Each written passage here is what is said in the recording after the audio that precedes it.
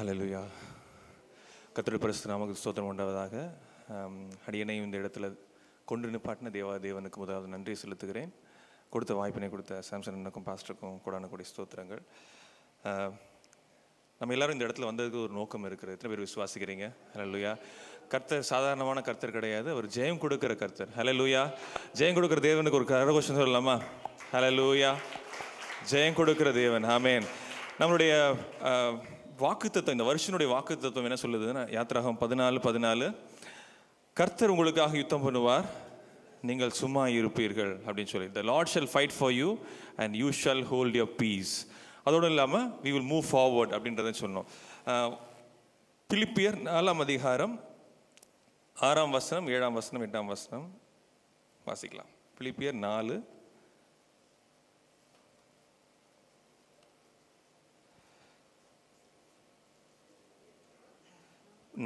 6 6லேருந்து 9 வசனம் வரைக்கும் வாசிக்கலாம்.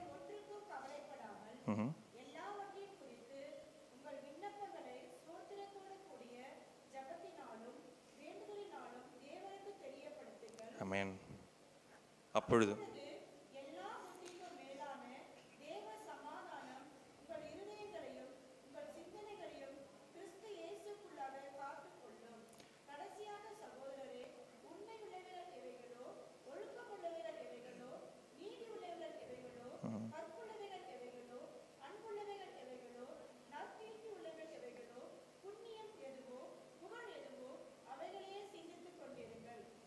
அடுத்த வசனம் கூட சொல்லலாம். கேட்டும் கண்டும் இருக்கிறவைகள் இவைகளோ, அப்பொழுது சமாதானத்தின் தேவன் உங்களோடு இருப்பார். கடைசி ஒரு வசனம் வாசிச்சிடலாம். கலாத்தியர் 5:25. நம் ஆவினாலே பிழைத்திருந்தால் ஆவிக்கு ஏற்றபடி நடக்கவும் கடவுங்க. கண்களை முடிச்சு வைக்கலாம். அன்புள்ள இயேசுப்பா, இந்த அருமையான வாய்ப்பை கொடுத்துருக்குறீங்க. எங்களோடு கூட இடைப்படுங்க அப்பா. அடியனுடைய எல்லா விதமான மாம்ச சிந்தைகளும் ஞானமும் குப்பையும் வெறுமையுமா இருக்கிறதையா, நீர் ஆவியானவர் இந்த இடத்துல இறங்கி அசை வாடும் பொழுது, இருதயங்கள் அசைக்கப்படும் பொழுது, தேவ வார்த்தை வெளிப்படும் பொழுது, இருதயங்கள் குத்தப்பட்டு வியாதிகள் நீக்கப்பட்டு பலவீனங்கள் மாறி விசுவாசம் தலை தோங்கும் பொழுது, தேவனுடைய செயல் இந்த இடத்துல இறங்கி செயல்படும் ஜெபிக்கிறோம் அப்பா. உம்மாலே மாத்திரமே ஆகும் ஆண்டவரே. ஆண்டவரே, நீர் பேசும்படியாய் நாங்கள் கெஞ்சி மன்றாடி கேட்கிறோம். எங்கள் ஜெபங்களும் ஜீவன் நல்ல பிதாவே. ஆமென். ஹல்லேலூயா. நம்ம வாசிச்ச வசனத்தின் படியாய் கர்த்தர் உங்களுக்காக யுத்தம் பண்ணுவார், நீங்கள் சும்மா இருப்பீர்கள். யுத்தம் பண்ணும் பொழுது, யுத்தத்தில் இருக்கும் பொழுது நம்ம எப்படி சும்மா இருக்கிறது? அந்த இடத்துல ஆங்கிலத்தில் சொல்லப்பட்டிருக்கிறது, you shall hold your peace. சமாதானத்தை நீங்கள் காத்து கொள்ளும்படியாக இருப்பீர்கள்னு சொல்லி வசனம். சும்மா இருக்கும்ன்றது அந்த இடத்துல சமாதானத்தை குறிக்கக்கூடிய காரியமாக இருக்கிறது. யாராவது ஒருத்தர் நம்மளை பற்றி புறம்பூறும் பொழுதோ, நம்மளுடைய உறவினர்கள் நம்மளை பற்றி தவறாக பேசும் பொழுதோ, நமக்கு பாக்கெட்டில் ₹1 தான் இருக்கும், ஆனால் நாளைக்கு பசங்களோட ஃபீஸ் கட்டணும்னு சொல்லும் பொழுதோ, நமக்கு வியாதிகள் மத்தியில் நம்ம கடந்து போகும் பொழுதோ, நம்மளோட கடன் பிரச்சனைகள் மத்தியில் கடந்து போகும் பொழுதோ, இவ்வளோ யுத்தங்கள் நம்மளை சுற்றி நடக்கும் பொழுதோ, புயலின் மத்தியில் நம்ம கடந்து போகும் பொழுது நம்ம எப்படி சமாதானமாக இருக்கிறது? ஆனால் வாக்குத்தத்தம் சொல்லுது, கர்த்தர் உங்களுக்காக யுத்தம் பண்ணுவார், நீங்கள் சும்மா இருப்பீர்கள், உங்கள் சமாதானத்தை காத்துக்கொள்வீர்கள்னு சொல்லுது. அப்போ அது உண்மையா பொய்யா அப்படின்னு நம்ம யோசிக்கணும். அப்போ அந்த இடத்துல கர்த்தர் பராக்கிரமம் உள்ளவர். அவர் சங்கீதம் 24:8 சொல்லப்பட்டிருக்கிறது, அவர் யுத்தத்தில் பராக்கிரமம் உள்ளவர். ஹல்லேலூயா. அப்படிப்பட்ட சர்வ வல்லமையுள்ள தேவனை வணங்குறோம். இது நிச்சயமா நம்மளுடைய மாம்சத்தினால இதை ஜெயிக்க முடியாது. இந்த யுத்தங்களை நம்மளுடைய மாம்சத்தினாலேயோ, நம்மளோட பலத்தினாலேயோ, நம்மளோட பராக்கிரமத்தினாலேயோ, நம்மளுடைய ஞானத்தினாலேயோ, நம்மளுடைய பண பலத்தினாலேயோ, நம்மளுடைய உடல் பலத்தினாலேயோ நிச்சயமா வெல்ல முடியாது. கர்த்தருடைய கரம் மாத்திரமே நம்மளை தாங்கி வெற்றி செய்ய முடியும். ஏன்னா அவர் ஜெயம் கொடுக்கிற தேவன். எத்தனை விசுவாசிக்கிறீங்க? ஹல்லேலூயா. அவர் நிச்சயமா நமக்கு ஜெயத்தை கொடுப்பார். பலத்தினாலும் அல்ல, பராக்கிரமத்தினாலும் அல்ல, சிறுபாபேலே ஆவியினாலே ஆகும் என்று சொல்லி சிறுபாபேலுக்கு வாக்குத்தத்தம் கொடுத்த தேவன் நம்முடைய தேவனாக இருக்கிறார். அதற்காக கர்த்தருக்கு நாம் ஸ்தோத்திரம் செலுத்துவோம். இந்த மாதிரி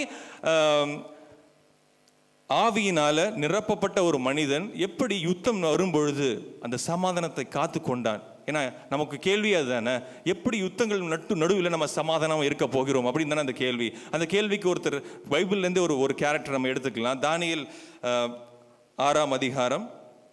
தானியேலை பற்றி நம்ம எல்லாருக்கும் தெரியும். அவர் 2 ராஜாக்கள், நேபுகாத் நேச்சர், அதே மாதிரி தரியு ராஜா. ஒரு ராஜா கிட்ட அவர் வந்து பிரதானியாக இருந்த பொழுது, அவர் தரியு ராஜா 6ஆம் அதிகாரத்தில் 1ஆம் வசனத்தில் கொஞ்சம் வாசிக்கலாம். ராஜ்யம் முழுவதையும் ஆளும்படிக்கு தன் ராஜ்யத்தின் மேல் 120 தேசாதிபதிகளையும், ராஜாவுக்கு நஷ்டம் வராதபடி அந்த தேசாதிபதிகள் கணக்கு ஒப்பிக்கத்தக்கதாக அவர்களுக்கு மேலாக 3 பிரதானிகளையும் ஏற்படுத்துவது தரியுவுக்கு நலம் என்று கண்டார். தரியு ராஜா என்ன பண்றாரு? அவர்களுக்கு ஒரு 3 பிரதானிகள். அந்த 3 பிரதானிகள் ஒரு பிரதானி யாருன்னா தானியேல். ஹல்லேலூயா. 3ல் 1 அப்படி சொல்லுங்க. 3ல் 1, ரைட், ஓகே. இவர்களில் தானியேல் ஒருவனாய் இருந்தான். இப்படி இருக்கையில் தானியேல் பிரதானிகளுக்கும் தேசாதிபதிகளுக்கும் மேற்பட்டவனாய் இருந்தான். தானியேலுக்குள் விசேஷித்த ஆவி இருந்தபடியினால், எல்லாம் சொல்லுங்க, விசேஷித்த ஆவி இருந்தபடியினால் அவனை ராஜ்யம் முழுமைக்கும் அதிகாரியாக ஏற்படுத்த ராஜா நினைத்தான். இந்த 3 பிரதானிகள் எல்லாம் இருந்தாலும் அவர்களெல்லாம் ஒரே சமம்தான். நம்ம கூட நம்மளுடைய வேலை பார்க்குற இடத்துலையோ நம்ம இருக்கிற இடத்துலையோ எல்லாம் சமமான மக்களாக தான் இருப்போம். ஆனால் விசேஷித்த ஆவி நமக்குள்ளே இருக்கும் பொழுது ஆண்டவர் இவர்கள் எல்லாவற்றுக்கும் மேலாக நம்மளை உயர்த்தி எல்லாவற்றுக்கும் அதிகாரியாக ஆண்டவர் வைப்பார். எத்தனை பேர் விசுவாசிக்கிறீங்க? ஹல்லேலூயா. அப்படி 4ஆம் வசனத்தை வாசிக்கலாம். யாராவது 4ஆம் வசனம் வாசிங்க.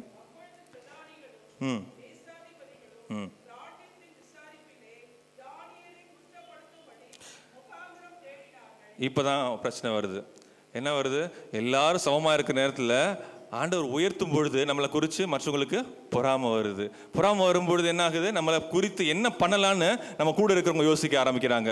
யார் வேணா இருக்கலாம், நம்ம கூட இருக்கிறவங்க, பக்கத்து வீட்டுக்காரங்களா இருக்கலாம், நம்ம கூட வேலை பார்க்குறவங்களா இருக்கலாம், உறவினர்களாக இருக்கலாம், யார் வேணா இருக்கலாம். என்ன பண்ணுறாங்க? அவங்கள குற்றப்படுத்தும்படி முகாந்திரத்தை தேடினார்கள். வாசிக்கலாம். ஆனாலும் ஒரு முகாந்திரத்தையும் குற்றத்தையும் கண்டுபிடிக்க அவர்களால் கூடாதிருந்தது. ஏன் தெரியுமா? அவன் உண்மையுள்ளவனாய் இருந்தபடியினால். ஹல்லேலூயா. கர்த்தருக்கு அவன் உண்மையுள்ளவனாய் இருந்தபடியினால் அவன் மேல் யாதொரு குற்றமும் குறைவும் காணப்படவில்லை. அப்படி ஒரு உண்மையுள்ள மனுஷனா தானியேல் இருந்தான் அந்த காலத்துல. அப்ப இவங்க என்ன பண்றாங்க? சரி, இவனை எப்படியாவது நம்ம மாட்ட வச்சிடணும்னு சொல்லி அவனுக்கு எதிராக ஒரு திட்டத்தை தீட்டுறாங்க. அந்த ராஜாட்ட போய் சொல்றாங்க, ராஜாவே, நீங்க வந்து என்ன பண்ணணும்? உங்களை மாத்திரம்தான் ஒரு மாசத்துக்கு என்ன பண்ணணும்? 30 நாள் வரை ராஜாவாகிய உம்மை தவிர எந்த தேவனாகிலும் எந்த மனுஷனையாலும் யாரும் வணங்கக்கூடாது அப்படின்னு சொல்லி அவங்க ஒரு திட்டம் தீற்றி ராஜாவுடைய முத்திரை மோதிரத்தை வைத்து எல்லா ராஜ்யத்துக்கும் அந்த லெட்டர் அனுப்புறாங்க. இதை செய்யாத யாரா இருந்தாலும் எங்க போகணும்? சிங்க கெபிக்குள்ள போய் அவங்களை அடைச்சிடணும் அப்படின்னு சொல்லி ராஜாட்ட உத்தரவு வாங்கணும். அடுத்து 10ஆம் வசனத்தை வாசிக்கலாம். 10ஆம் வசனம். தானியேலோ வென்றால்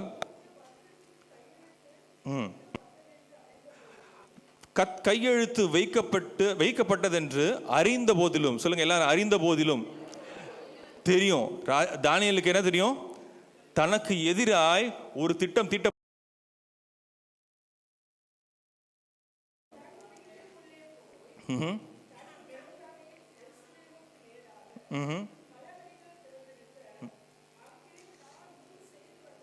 தான் முன் செய்து வந்தபடியே தினமும் 3 வேளையும் தன் தேவனுக்கு முன்பாக முழங்கார் படியிட்டு ஜெபம் பண்ணி ஸ்தோத்திரம் செலுத்தினான். ஹல்லேலூயா. அவன் உண்மையுள்ளவனாய் இருந்தபடியினால் அவனுக்கு எதிராக யாரும் எதுவும் செய்ய முடியவில்லை. ஆனால் செய்ய நினைத்த காரியமும் அவனுக்கு வெளிப்பட்டது. எனக்கு இது செய்ய போறாங்க அப்படின்னு சொல்லி அவன் அறிந்த போதிலும், உங்களுக்கு விரோதமா திட்டம் போடுகிறதிலும், எல்லாரும் நீங்க அவங்களுக்கு விரோதமா யாரும் திட்டம் போட்டு இருக்கிறாங்க, அது நீங்க அறிந்த போதிலும், உங்களுக்கு உறவுகளே பொறாமை கொண்டு உங்களுக்கு எதிராக பேச நினைக்க போதிலும், உங்களுக்கு விரோதமாய் பொய் சாட்சி யாராவது தீட்ட போறாங்கன்னு உங்களுக்கு தெரிந்த போதிலும், உங்களோட கூட வேலை பார்க்கிறவர்களே உங்களுக்கு பின்னாடி போய் உங்களை குற்றி புறம் சொல்ல போதிலும் உங்களால சும்மா இருக்க முடியுமா? நீங்க என்ன பண்ணுவீங்க? ஆண்டவரே நீங்க சும்மா இருங்க, நான் போய் ஒரு கை பார்த்துடுறேன் அப்படிதான் சொல்லுவோம். வசனம் சொல்லுது நீங்க சும்மா இருங்கன்னு. ஆனா நம்ம என்ன சொல்லுவோம்? ஆண்டவரே நீங்க சும்மா இருங்க, நான் போய் சரி பண்ணிட்டு வந்துடுறேன். இப்போ ஒன்றும் இல்லை, ஒரு இடத்துல வந்து நம்ம வண்டியில் போயிட்டு இருக்கும்போது ஒரு யாராவது ஒருத்தர் வந்து தவறா அவர் வந்து நம்மளை முட்டி நம்மகிட்ட சண்டை போடுறாருன்னா நம்ம என்ன பண்ணுவோம்? இருடா நான் உன்னை பார்த்துக்கிறேன் சும்மா இருக்க அப்படின்னு சொல்லி என்ன பண்ணுவோம்? நம்ம தான் சண்டை போட இறங்குவோம். ஆனால் ஆண்டவர் சொல்றாரு நீங்க சும்மா இருங்க. ஹல்லேலூயா. நீங்க சண்டை போடாதீங்க, யுத்தம் கர்த்தருடையது. ஹல்லேலூயா. என்ன சூழ்நிலை இருந்தாலும் சரி, யார் எப்படிப்பட்ட எதிரான போராளிகள் உங்கள் மத்தியில் வந்தாலும் கர்த்தருடைய யுத்தம். நீங்க சும்மா இருப்பீர்கள். You shall hold your peace. Hallelujah. தானியேல் என்ன பண்ணிருக்கலாம் தெரியுமா? ராஜாட்ட போய், ராஜா இந்த மாதிரி ஒரு திட்டம் போட போறீங்க, சட்டம் போட போறீங்க, இந்த சட்டம் எனக்கு பிரச்சனையா இருக்கும், அதனால என்ன பண்ணுங்க, என்ன மட்டும் கொஞ்சம் விலக்கிடுங்க, அதை பத்தி அதுலேருந்து என்ன மட்டும் கொஞ்சம் விலக்கிக்கோன்னு சொன்னாங்களா? இல்லை. அந்த சட்டத்தையே நீங்கள் மாற்றிருங்க ராஜா அப்படின்னு சொல்ல கூட சொல்லியிருக்கலாம். ஏன்னா எல்லாருக்கும் மேலான பிரதானியாக யார் இருந்தால் தானியேல் இருந்தார். 3 இதில் ஒருத்தர் பிரதானியாக இருந்தார். அவருடைய இவங்க எல்லாம் எனக்கு எதிராக குற்றம் செய்ய ட்ரை பண்ணுறாங்க ராஜா, என்னை மாட்டி விட ட்ரை பண்ணுறாங்கன்னு கூட ராஜாட்ட போய் சொல்லியிருக்கலாம். கரெக்டாக? அப்படி கூட அவர் சொல்லலை. தன்னோட இன்ஃப்ளூயன்ஸ் யூஸ் பண்ணல, தன்னுடைய பலத்தை யூஸ் பண்ணல, தன்னோட ஞானத்தை யூஸ் பண்ணல, தன்னுடைய பலத்தை பண்ணல, தன்னுடைய பராக்கிரமத்தை யூஸ் பண்ணல, தன்னோட பவரை யூஸ் பண்ணல. அவர் என்ன யூஸ் பண்ணா தெரியுமா? ஆண்டவரே, முழங்கால் போட்டு பனகலைகளை திறந்து, இயேசுவே நீரே தேவன், எருசலேமுக்கு நேரா என் கண்களை ஏறெடுத்து நான் எப்பொழுதும் செய்கிறபடி 3 வேளை ஜெபம் செய்வேன் என்று சொல்லி தன்னுடைய இருதயத்தை மன நிர்ணயம் பண்ணி அவன் முழங்கால முடங்கினாங்க. இப்போ முழங்கால யாராவது கீழே போய் முடங்கும் போது, அப்பா என்னால் முடியல அப்படின்னு சொல்லி முடும்போது, என்னால் முடியலன்னு சொல்லலாம், ஆண்டவரே உம்மால எல்லாம் கூடுன்னு சொல்லி I never give up. I give up to the Lord. Hallelujah. ஆண்டவரே, நாங்க உம்மட்ட ஒப்படைச்சிடுறேன், நீங்க எல்லாத்தையும் பார்த்துக்குவீங்க, உம்மால கூடாத காரியம் ஒன்றும் இல்லைன்னு சொல்லி அப்படியே தானியேல் என்ன பண்றாரு? அங்க ஆண்டவர்கிட்ட ஒப்பு கொடுக்குறாரு. அப்பதான் எல்லா காரியங்களும் மாறுது. அப்பதான் நேச்சுரல்ல இருந்து நம்ம சூப்பர் நேச்சுரலுக்கு மாறுறோம். நேச்சுரல்ல இருந்து சூப்பர் நேச்சுரலுக்கு மாறதுக்கு ஒரே ஒரு விஷயம் தான் இருக்கு. அது என்ன தெரியுமா? இந்த முழங்கால முடங்கும் பொழுது இயேசுவினுடைய அந்த அந்த வலிமையை, அந்த பவர்ஃபுல்லான வானத்தையும் பூமியும் உண்டாக்கின கர்த்தருடைய வல்லமையை நாம் தரித்து கொண்டவர்களாய் நம்ம எழும்பி பிரகாசிக்க போகிறோம். ஹல்லேலூயா. அப்படி தானியேல் என்ன பண்ணாரு? அவர் தன்னுடைய யுத்தத்தை செய்யல. அவர் என்ன பண்ணாரு? வசனத்தை படிக்க ஆரம்பிச்சாரு, பிரேயர் பண்ண ஆரம்பிச்சாரு. நம்ம என்ன பண்ண போறோம்? நம்ம வசனத்தை படிக்கிறோம், ஜெபம் பண்ண போறோம். வாயில புறப்படுகிற நம்ம வார்த்தைகள், ஜெபத்தில் புறப்படுகிற வார்த்தைகள் தானா அது மாறும். எப்படி தெரியுமா மாறும்? அதாவது அந்நிய பாஷையில நிரம்பி ஜெபிக்க ஜெபிக்க ஜெபிக்க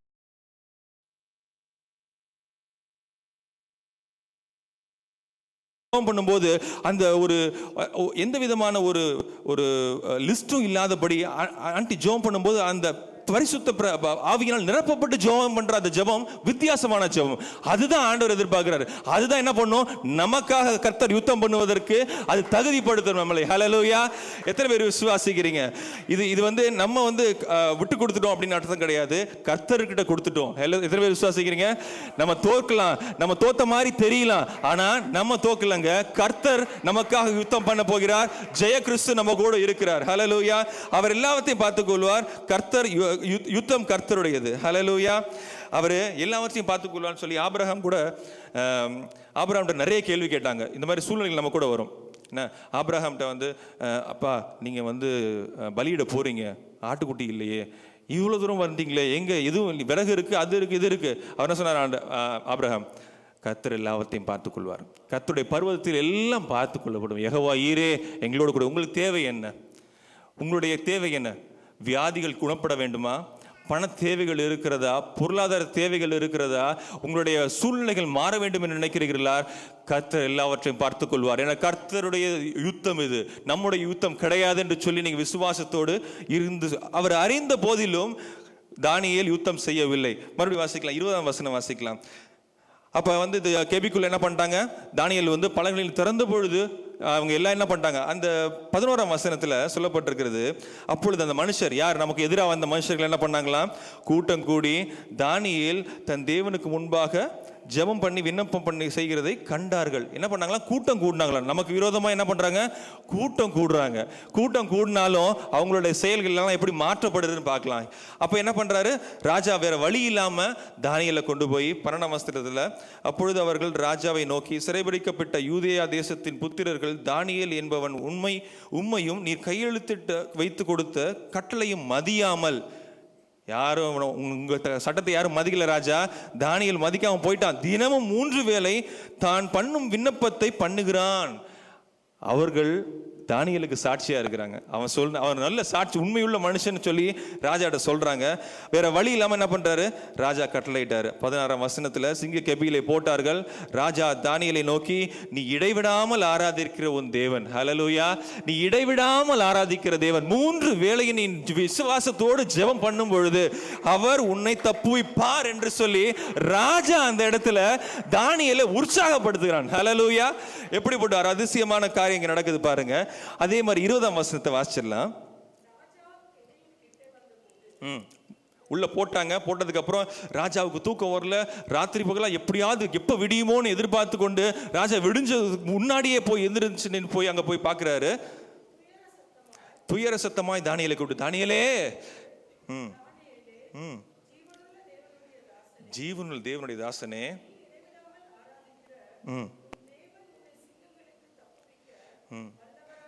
தப்புவித்தாரான்னு கேட்கல, தப்புவிக்க வல்லவரா இருந்தாரான்னு கேட்கிறாரு. பயத்தோட கேட்கிறாரு. அப்பொழுது தானியேலே, ராஜாவே நீர் என்றும் வாழ்க,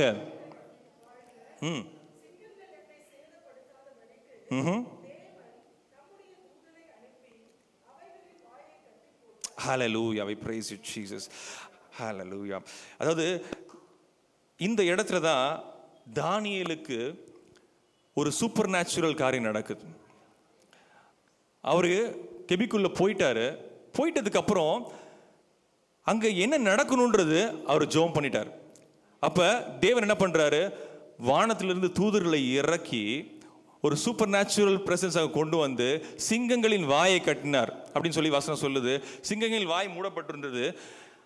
நான் நினைச்சேன் சிங்கங்களுக்கு கையெல்லாம் இருந்திருக்கும், அது போய் இப்படியே சுரண்டி இருக்கும், இதாவது பண்ணி கீரல் உண்டா பண்ணியிருக்கோம் அப்படின்னு சொல்லி. ஆனால் அந்த இடத்துல கர்த்தருடைய பிரசனம் அவனை சுற்றிலும் இருந்து அப்படிதான் அவனை ப்ரொடெக்ட் பண்ணிருக்கோம்ல, அதனால நடக்கவும் முடிஞ்சிருக்காது, அவனை பக்கத்திலே வந்திருக்காது. ஹல்லேலூயா. அப்படிப்பட்ட ஒரு சூப்பர் நேச்சுரல். எத்தனை பேருக்கு விசுவாசிக்கிறீங்க உங்களுடைய சூழ்நிலைகள் கெபிகளுக்குள்ளே இருக்கிறதா? ஒரு நிமிஷம் கண்களை முடிச்சோம் பண்ணலாம். ஹல்லேலூயா, ஹல்லேலூயா, we praise you Jesus. ஆண்டவரே, எந்த சூழ்நிலையின் மத்தியில் இருந்தாலும் சிங்கங்கள் கர்ச்சிக்கிற சிங்கங்கள் வாயை கட்டுகிற தேவன் நீங்க அப்பா. அதற்காக நாங்கள் பயப்பட போறது இல்லை. எங்களை பற்றி கொள்ளுமோ என்று சொல்லி பயம் எங்களுக்கு இல்லை. எங்களை காப்பாற்றுகிற தேவன், எங்களுக்காக யுத்தம் பண்ணுகிற தேவன், எங்கள் சூழ்நிலைகளை மாற்றக்கூடிய தேவன், எங்களோடு கூட நீங்க இருக்கிறீங்க. எங்களை நிச்சயமாய் தப்புவிப்பீங்க. எங்கள் சூழ்நிலைகளுக்கு நீங்க கட்டளையிடுவீங்க அப்பா. அந்த சூழ்நிலைகள் வாய் கட்டப்படும் அப்பா. அந்த நோய்கள் மாற்றப்படும் அப்பா. எந்த ரிப்போர்ட் எங்களுக்கு எகைன்ஸ்டா வந்ததோ அந்த ரிப்போர்ட் எல்லாவற்றையும் நீங்க மாற்ற வல்லவராய் இருக்கீங்கப்பா.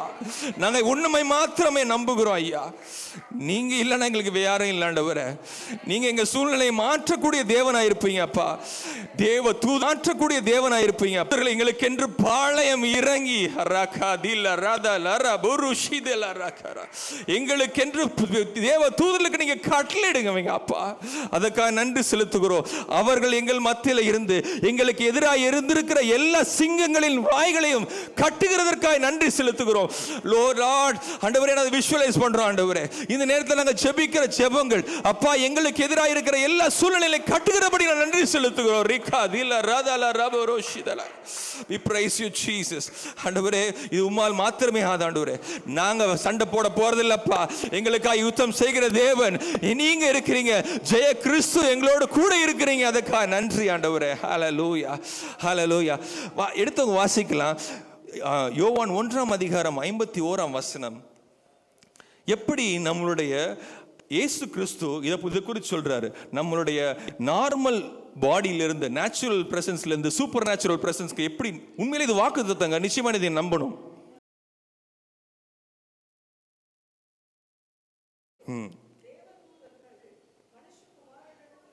யாரிடத்திலிருந்து? மனுஷகுமாரத்திலிருந்து. அவருடைய நாமம் என்னங்க? அவருடைய நாமம் இயேசு கிறிஸ்து. அந்த இடத்திலிருந்து நம்ம எப்பொழுதெல்லாம் முழங்கால் போட்டு ஜெபம் பண்ணி இயேசுவேன்னு சொல்றோமோ அந்த நேரத்தில் we get an access to the supernatural realm. அந்த இடத்துல அதாவது பரிசுத்த மண்டலத்துக்குள்ள நம்ம கடந்து போய் தேவ தூதர்களை ஆக்சஸ் பண்ணக்கூடிய அந்த பவர் இயேசுவின் நாமத்திற்கு இருக்கிறதுன்னு சொல்லி ஆண்டவருடைய வாயிலிருந்து வார்த்தைகளே வெளியிறது. இது முதல் மனுஷகுமாரனிடத்திலிருந்து தேவ தூதர்கள் ஏறுகிறதும் இறங்குவதையும் நீங்க காண்பீர்கள் என்று சொல்லி விசுவாசிக்கிறவங்க. ஹல்லேலூயா. அப்படிப்பட்ட காரியங்கள் நடக்கணும்னா நிச்சயமா நம்ம ஆண்டவருடைய இயேசு கிறிஸ்துவின் நாமத்தை நம்ம பிரயோஜனப்படுத்துகிறவர்களா இருக்கணும். ஹல்லேலூயா. ஓகே, அடுத்தது அந்த நேரத்தில் தானியேலுடைய ரிப்ளையை பார்க்கலாம். 21ஆம் வசனத்தில் பிற்பகுதியை பார்த்தோன்னா அது என்னவென்றால், அவருக்கு முன்பாக நான் குற்றமற்றவனாய் காணப்பட்டேன். அவர் என்ன பண்ணார்? தேவன் சிங்கங்களுடைய வாயை கட்டி போட்டார். அது என்னவென்றால் ராஜா, அவருக்கு முன்பாக நான் குற்றமற்றவனாய் காணப்பட்டேன். நம்ம என்ன எப்படி இருக்கணுங்க?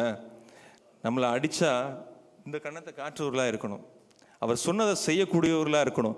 நம்ம செய்கிற வேலையில் குற்றமற்றவர்களாய் காணப்படணும். ஏன்னா அதான் சொல்கிறது. அதே அடுத்த வசனம் வாசிச்சோன்னா, ராஜாவாகிய உமக்கு முன்பாக நான் நீதி கேடு செய்ததில்லை. 2 விஷயம் பண்ணார். ஒன்று, தேவனுக்கு முன்பாக குற்றமற்றவர்களாய் காணப்பட்டார் தானியேல். 2வது, ராஜாவுக்கு நீதி கேடு எதுவும் செய்வதே இல்லை தானியேல். இந்த 2 விஷயங்களும் தானியேல் உண்மை முத்தமா வாழ்நாள் ஃபுல்லாக பண்ணதுனால அந்த இடத்துல என்ன நடக்குது? அவர் கேட்ட வசனம், அந்த கேட்ட ஜெபத்திற்கு கர்த்தர் சிங்கங்களின் வாயை கட்டும்படி தேவ தூதர்களை அனுப்பினார். நாமளும் அப்படிதான் இருக்கணும் லைஃப்ல. எந்த நேரத்தில் ஆண்டவருடைய அந்த சூப்பர் நேச்சுரல் ரெலமை ஆக்சஸ் பண்ணணும்னா, அவருடைய நாமத்தை விடுதலையாக பயன்படுத்த வேண்டும் என்றால் நம்ம என்ன பண்ணணும்? உண்மையாக இருக்கணும், குற்றமுற்றவர்களாய் காணப்பட வேண்டும், நீதி கேடு செய்யக்கூடாது. ஹல்லேலூயா. அப்படி இருந்தாலும் நிச்சயமாக ராஜா நமக்கு வெற்றி கொடுக்க வல்லவராக இருக்க. எத்தனை பேர் விசுவாசிக்கிறீங்க? ஹல்லேலூயா. அது 23ஆம் வசனத்தை வாசிச்சிடலாம். 23.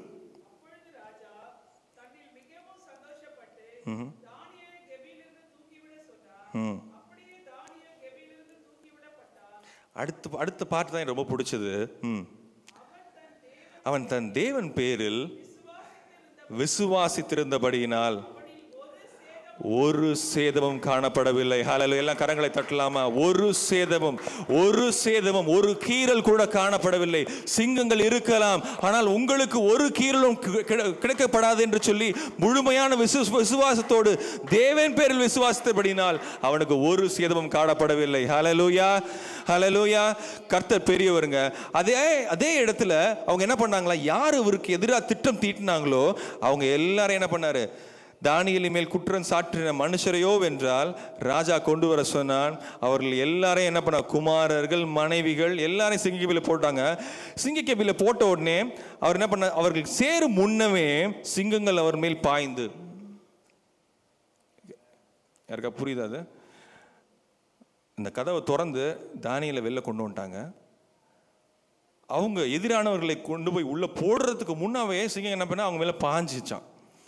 தானியேலை வெளியில கொண்டு வர வரைக்கும் கட்டப்பட்டிருந்த சிங்கங்கள், வாய்கள் கட்டப்பட்டிருந்த சிங்கங்கள், தானியேல் வெளியில வந்த உடனேயே அந்த கட்டுகள் எல்லாம் எடுக்கப்பட்டிருக்குது. அப்ப என்ன அர்த்தம்? ஆண்டவருடைய பிரசன்னம் அவரை பாதுகாத்து கொண்டிருந்தது. அந்த இடத்துல இருந்து அவங்க வெளியே வந்த உடனே எதிராக திட்டம் திட்டின எல்லாருடைய காயங்களும் மாற்றப்பட்டது. அவர்கள் உயிரை இழந்து போனார்கள். அப்படிதாங்க ஜெயம் கொடுக்கிற தேவனாய் இருக்கிறாரு. 27ஆம் 28ஆம் வசனத்திலையும் 28ஆம் வசனத்தை வாசிக்கலாம், நேரம் இல்லாத காரணத்தினால். தரியு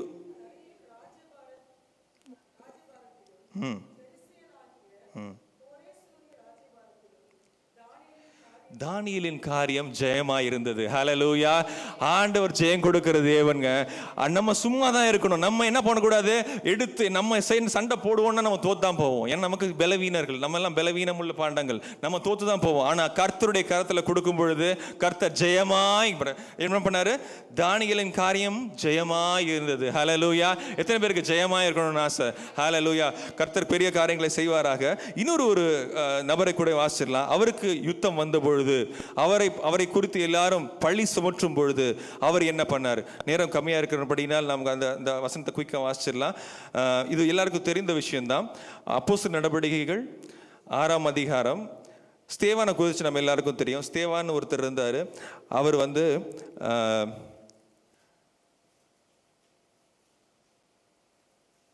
ஸ்தேவான் ஓகே, அப்போஸ்தலர் நடவடிக்கைகள் 6ஆம் அதிகாரம். அப்போ ஸ்தேவான் இருந்து ஆண்டவர் சீஷர்களால் தெரிந்து கொள்ளப்பட்டக்கூடிய இன்னொரு சீஷனாக இருந்தார். அவர் விசுவாசத்திலும் 8ஆம் வசனம், 6ஆம் அதிகாரம் 8ஆம் வசனம், விசுவாசத்தினாலும் வல்லமையினால் நிறைந்தவர்களாய் அடையாளங்களை செய்தான். அவனுடைய முகம் தேவ தூதன் முகம் போல் இருக்க கண்டார்கள் என்று சொல்லி 15ஆம் வசனத்தில் வாசிக்கிறோம். அதுக்கப்புறம் பிரதான ஆசிரியர்களை கொண்டு போய் அவன்கிட்ட வச்சுட்டு அவனுக்கு எதிராக பொய் சாட்சியெல்லாம் புகுட்டி அவனை எப்படியாவது என்ன பண்ணும் கொன்றணும்னு சொல்லி ஸ்தேவானை குறித்து எல்லாருக்கும் தெரியும். அந்த இடத்துல கொண்டு போய் நிப்பாட்டுறாங்க. அப்போ ஸ்தேவான் பேச ஆரம்பிக்கிறாரு. நீங்கள் வழங்கா கழுத்துறவர்களேன்னு சொல்லி 7ஆம் அதிகாரம் 51ஆம் வசனத்தில் வாசிக்கிறோம். அவர்களை குறித்து சொல்கிறாரு, இருதயத்திலும் செவிகளிலும் விருத்த சேதனம் பெறாதவர்களேன்னு சொல்லி அவர்களை குறித்து நிறைய சொல்லிக்கிட்டே இருக்கும் பொழுது அவர்கள் இதை கேட்ட பொழுது, இந்த காரியங்கள் ஸ்தேவான் சொல்லும் பொழுது, இப்போ நல்லா யோசிச்சு பாருங்க, உங்களுக்கு எதிராக ஒரு திட்டங்கள் தீட்டப்பட்டு கொண்டிருக்கிறது.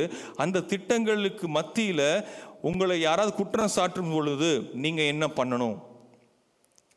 அதாவது ஃபைட் பண்ணிட்டு இருக்கும் பொழுது, யுத்தங்கள் நடந்து கொண்டிருக்கும் பொழுது, நம்ம பேசிக்கிட்ட காரியங்கள்லாம் யுத்தங்கள் நடந்து கொண்டிருக்கும் பொழுது நம்மளுடைய சமாதானத்தை எப்படி காத்துக்கொள்வது, நான் எப்படி சும்மா இருப்பதுன்னு சொல்லி நம்ம பேசிட்டு இருக்கோம். ஸ்தேவானுக்கு எதிராக எல்லாரும் திரண்டு வந்து 54ஆம் வசனத்தில் 7ஆம் அதிகாரம் அப்போஸ்தலர் நடவடிக்கை 7ஆம் அதிகாரம் 54ஆம் வசனத்தில் இவர்கள் அவள் கேட்ட பொழுது, எவைகளை கேட்ட பொழுது, இவருக்கு எதிராக குற்றம் சாட்டக்கூடிய காரியங்களை அவர்கள் கேட்ட பொழுது மூர்க்கமடைந்து பார்த்து பல்ல கடிச்சாங்க. எத்தனை பேர் இந்த மாதிரி சூழ்நிலைகளை அனுபவித்திருக்கிறீங்க உங்கள் வாழ்க்கையில்? உங்களுக்கு எதிராக எப்படி நேருக்கு நேராக இந்த மாதிரி காரியங்கள் உங்களுக்கு எதிராக நடக்கும் பொழுது இதை நீங்கள் அனுபவித்திருக்க கூடும். அந்த நேரத்தில் அவன் என்ன பண்ணுறான்? 55ஆம் வசனம் வாசிக்கலாம்.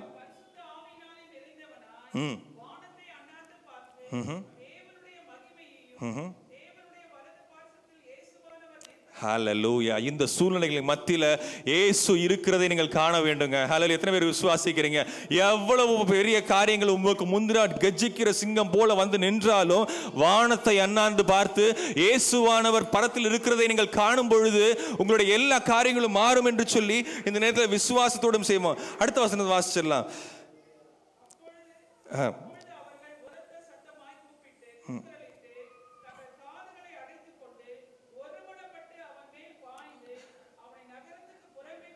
அவனை கல் எறிஞ்சாங்க.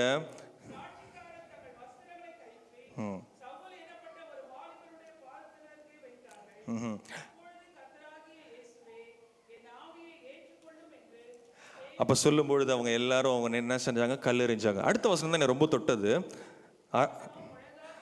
அவனும் முழங்கால் பணியிட்டு, ஆண்டவரே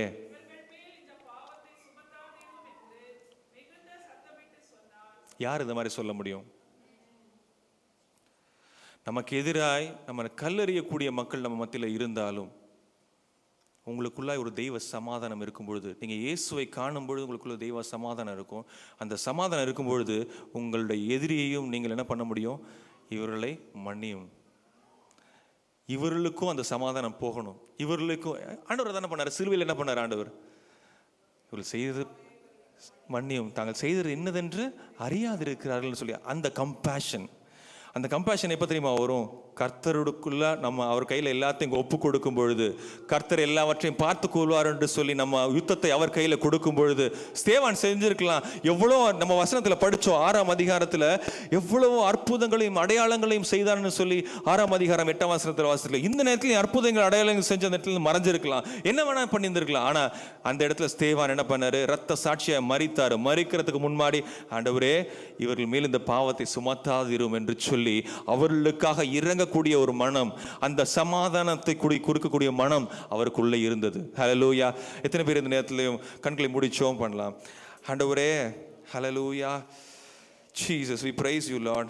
ஆண்டவரே, எங்களுக்குள்ளாய் கொடுத்திருக்கிற யுத்தத்தின் மத்தியில் எங்களுக்குள்ளாய் நீங்க கொடுத்திருக்கிற சமாதானத்துக்காக நன்றி ஆண்டவரே. நாங்கள் யுத்தம் பண்ண போறதில்லை ஆண்டவரே. எங்களுடைய யுத்தங்கள் எல்லாம் ஆண்டவரே நாங்கள் தோல்வியில தான்ப்பா முடியும். நாங்கள் எது செஞ்சாலும் எங்களுக்கு அந்த அந்த அந்த ஞானமோ அந்த பலமோ அந்த அந்த பண பலமோ எங்கள்கிட்ட இல்லைப்பா. ஒரு வியாதியை குணமாக்கக்கூடிய அந்த டாக்டர் போல எங்களுக்கு ஞானம் இல்லை ஆண்டவரே. ஆண்டவரே, பண தேவைகள் அநேகம் உண்டு. அந்த பண யுத்தங்களை நாங்கள் எப்படி கையாளணும்னு எங்களுக்கு தெரியாதப்பா. ஆண்டவரே, இன்றைக்கு எங்களிடத்துல இவ்வளவுதான் இருக்குது. நாளைக்கு அவன் வந்து கேட்கும் பொழுது நான் என்ன செய்வேன், நான் என்ன உத்தரவு சொல்லுவேன் என்று சொல்லி யோசித்து கொண்டிருக்கிற சூழ்நிலையிலும் மத்தியிலும் அப்பா, எங்களுக்குள்ள ஒரு தெய்வ சமாதானம், எல்லா சிந்தைகளுக்கும் மேலாக அந்த ஆளுகை செய்கிற தெய்வ சமாதானம் உங்கள் இருதயத்தை காக்க கடவுது என்று சொல்லி வாசித்தோமே அப்பா. நாங்கள் எதையுமே ஆண்டவரே மாம்சத்தின்படி பார்க்க போறதில்லப்பா. we believe, நாங்கள் விசுவாசிக்கிறோம். நாங்கள் விசுவாசிக்கிற இன்னார் என்று அறிந்திருக்கிறோம். அவர் எல்லா எல்லாவற்றையும் பார்த்து கொள்வார், யுத்தம் கர்த்தருடையது எங்களுடையது அல்ல என்று சொல்லி நாங்கள் அவர் மேல் சமாதானமாய் இருக்கும் பொழுது நாங்கள் ஜெயம் கொள்ளுகிறவராய் நாங்கள் எங்களை மாற்றுகிறதற்காக நன்றி செலுத்துகிறோம். இப்படியாய் ஒவ்வொரு நாளும் கொஞ்சம் கொஞ்சமாய் விசுவாசத்தில் நாங்கள் ஒரு படி மேல ஏறி அப்பா அந்த சமாதானத்தை நாங்கள் பூரணமாய் பெற்றுக்கொள்ள, அந்த தெய்வ சமாதானத்தை பூரணமாய் பெற்றுக்கொள்ளும் பொழுது அப்பா நாங்கள் உண்மையுள்ள கிறிஸ்தவர்களாய், உண்மையுள்ள முத்தமுள்ள ஊழியக்காரர்களாய் நாங்கள் மற்றவர்களுக்கு சாட்சிகளாய் இருப்போம் என்று சொல்லி விசுவாசிக்கிறோம். நீங்க எங்களை பார்த்து கொள்ளுங்க, எங்கள் தேவைகளை நீங்க எல்லாவற்றையும் நீங்க பார்த்துக்குறீங்கப்பா. நீங்க எங்களுக்காய் யுத்தம் செய்வீங்க, நாங்க சும்மா இருப்போம். எல்லாரையும் பொறுப்படுத்திக் கொள்ளுங்க, விசுவாசத்தை அதிகப்படுத்துங்க. இயேசு கிறிஸ்துவின் நாமத்தில் பிதாவே, ஆமென்.